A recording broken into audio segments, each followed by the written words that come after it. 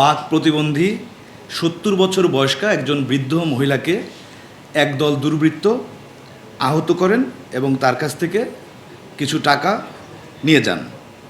পরবর্তীতে ৮ জুলাই দিবাগত রাতে নরসিংদী সদর হাসপাতালে নেওয়ার পথে উনি মর্মান্তিকভাবে মৃত্যুবরণ করেন। এই বৃদ্ধা মহিলা যিনি বাক প্রতিবন্ধী, উনি প্রায় দীর্ঘ ২৫ বছর যাবৎ ওই রেলওয়ে স্টেশনে একটি পরিত্যক্ত ভবনে থাকতেন। ওনাকে এলাকাবাসীও চিনতেন এবং তার প্রতি সদয় হয়ে তাকে বিভিন্ন সময় সাহায্য সহযোগিতা করতেন।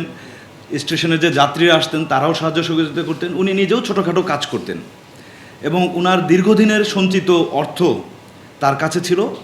এটা দুর্বৃত্তরা জেনে যায় এবং ধারণা করা যায় যে এই অর্থ নেওয়ার জন্যই তারা আসলে হামলা করে। পরবর্তীতে রেলওয়ে পুলিশ ভৈরব থানাতে ওই স্টেশনের যে সহকারী স্টেশন মাস্টার, তিনি বাদী হয়ে ৩৮০, ৩২৩ এবং ৫০৬ ধারা অর্থাৎ চুরি, জখম এবং হত্যা চেষ্টার মামলা দায়ের করেন।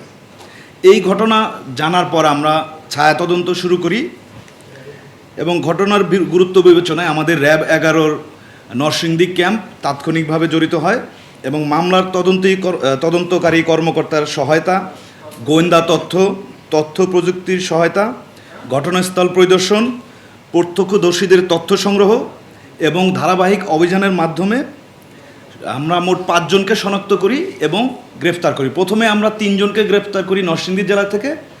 ২ জন ওই ঘটনাস্থল অর্থাৎ নরসিংদী এলাকায় ছিল না। পরবর্তীতে তারা ব্রাহ্মণবাড়িয়ার নবীনগর উপজেলাতে চলে যায়। তখন আমরা আমাদের র্যাব 9-এর সহায়তায় ব্রাহ্মণবাড়িয়া থেকে গ্রেফতার করি। পরবর্তীতে তাদেরকে আমরা রেলওয়ে পুলিশ ভৈরব থানায় হস্তান্তর করেছি এবং তদন্ত কার্যক্রম চলমান আছে। গ্রেপ্তারকৃত আসামিদের বিরুদ্ধে প্রয়োজনীয় আইনানুগ ব্যবস্থা গ্রহণ শেষে প্রেরণ করি এবং আপনারা জেনে থাকবেন যে দেশের আইন শৃঙ্খলা রক্ষা এবং অপরাধ দমনে র্যাব অত্যন্ত পেশাদারিত্বের সাথে দায়িত্ব পালন করে যাবে। এখানে একটি বিষয় উল্লেখযোগ্য যে এই যে বৃদ্ধা মহিলা, যিনি আসলে ছিলেন একজন প্রতিবন্ধী, একটা বার্তা আমরা দিতে চাই যে যার জন্য কেউ নাই তার জন্য র্যাব, আইনশৃঙ্খলা বাহিনী এবং রাষ্ট্র রয়েছে এবং এই ঘটনা অত্যন্ত মর্মান্তিক এবং আমরা আমাদের একটা নৈতিক দায়িত্ব মনে করি, যার কারণে আমরা অত্যন্ত পেশাদারিত্বের সাথে তাৎক্ষণিকভাবে সর্বাত্মক চেষ্টা চালিয়ে তাদেরকে আইনের আওতায় আনতে সক্ষম হয়েছি।